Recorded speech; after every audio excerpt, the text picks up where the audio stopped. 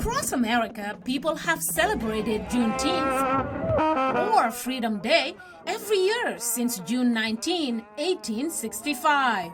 Kelly Elaine Navies is a museum specialist and oral historian at the National Museum of African American History and Culture in Washington.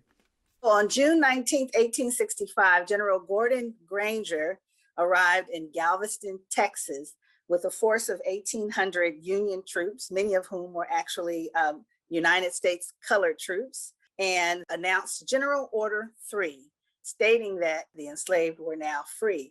This was important because although the Emancipation Proclamation had been signed on January 1st, 1863, that really only impacted states in the Confederacy and then only states where there was a Union presence. Navies says that when she was a child, her father, who was an educator, made it a tradition to celebrate Juneteenth. He would invite not just his students at Berkeley High School, but he would also invite his friends and family and members of the community, barbecuing all hours of the night.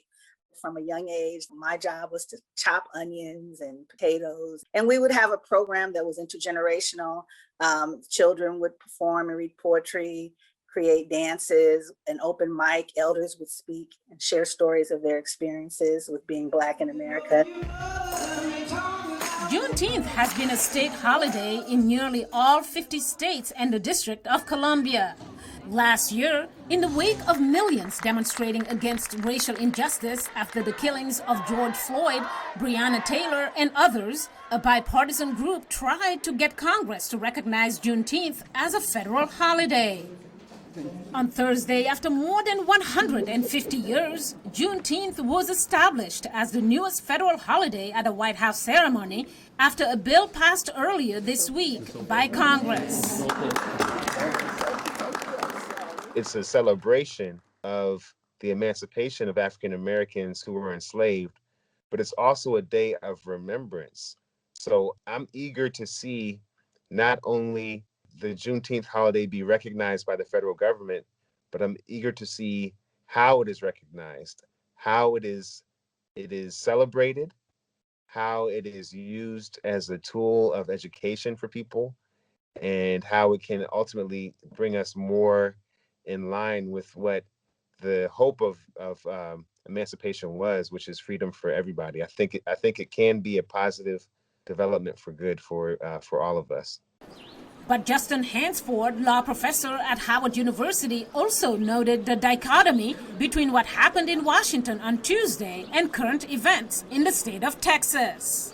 On the same day that Juneteenth was passed in the Senate, the state of Texas, where Juneteenth originates from, passed a law banning the teaching of the 1619 Project, banning critical race theory, banning the opportunity to teach about Black history. So it's almost like a joke where you pass a proclamation recognizing an important moment in Black history, and at the same time, on the same day, the state where that particular incident took place is passing a law banning the teaching of Black history.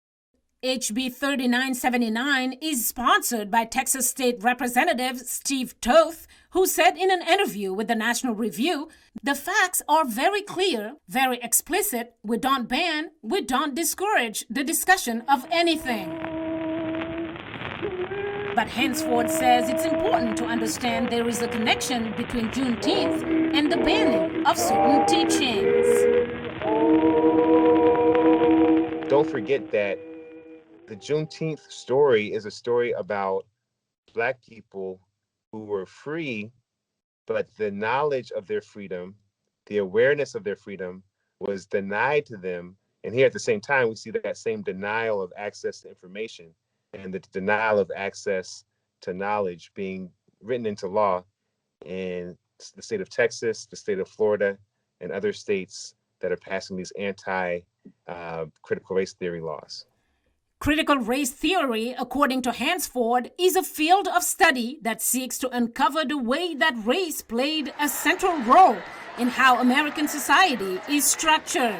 While debated by academics since the 1970s, it has only recently become a political issue.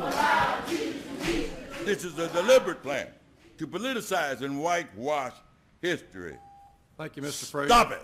Last week, Florida's Board of Education banned the theory from its public schools. I think it'll cause people to think of themselves more as a member of a particular race or based on skin color rather than based on the content of their character.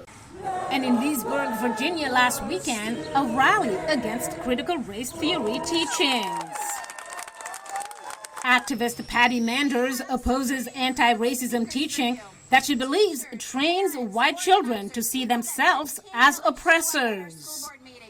But while school curriculum is a lightning rod for controversy, a Juneteenth federal holiday has become law. The bill is passed.